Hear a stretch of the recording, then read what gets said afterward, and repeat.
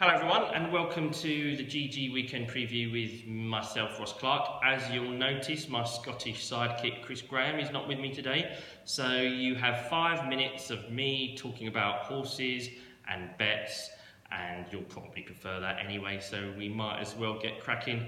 The star meeting obviously on Saturday is Ascot, takes centre stage with Paisley Park, the star attraction.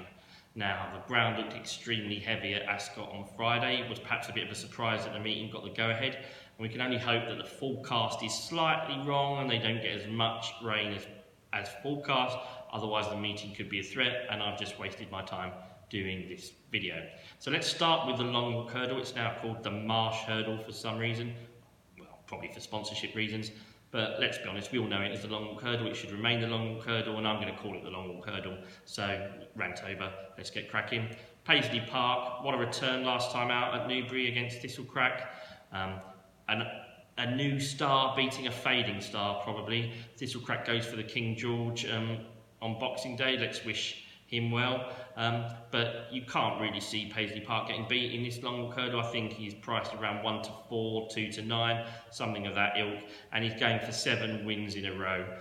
An absolute superstar last year. You never seem to get to the bottom of him. Always seems to be a little bit behind the bridle, but always finding, and he's probably still only improving. He's only had 10 starts over hurdles, so the chances are he's going to be better this year than he was last year.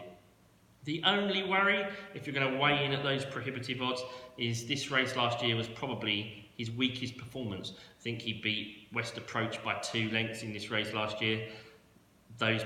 Some people may say Ascot didn't suit him, but there's no reason to think that there's anything in the field who will beat him. The only foreseeable danger is probably Lamy Surge coming back after 18 months off.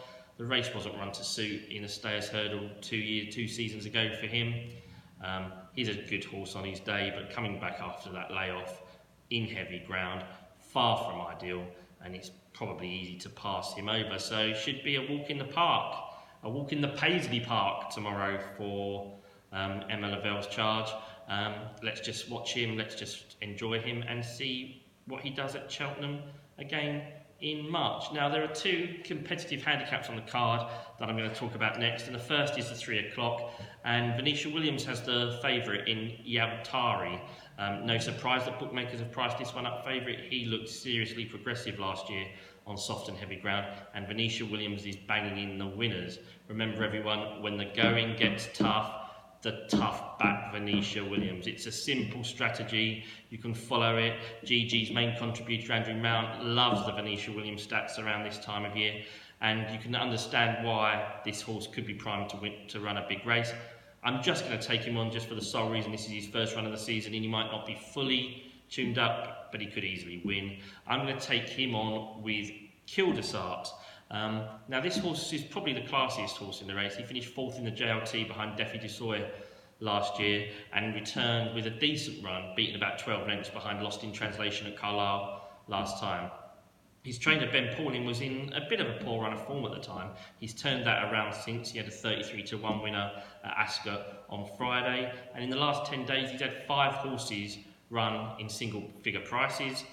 One of them won, 2 of them fell when leading late on. So it's clear he's turned the corner now, and this could just be the time to catch Kildesart. The other handicap on the card that might be worth looking at is the 150, and I'm going to take a chance on the top weight Cabrook of Nicky Henderson's. Now this horse had some top draw form in France a couple of years ago, finished 2nd in a couple of grade 1s, one behind the star Cot Kick Over, easy for someone else to say, clearly not me, and he's clearly had his problems. He's only had 2 runs in 2 years since joining Nicky Henderson, and he was given another wind operation in the summer. Interestingly though, he ran really well on his return in November at Huntingdon, finishing 3rd. He was a 20 to 1 shot that day, but he finished out his races a lot better than they probably thought on that occasion, and you never know. Now he knows that his wind is not so much of a problem, he could just put it all in.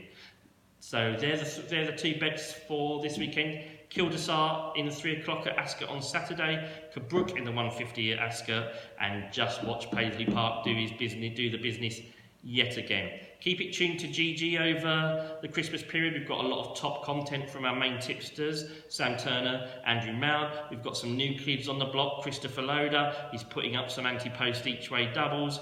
And you've always got me. What more can you ask for? So have a good Christmas. Keep it GG. See you on Boxing Day.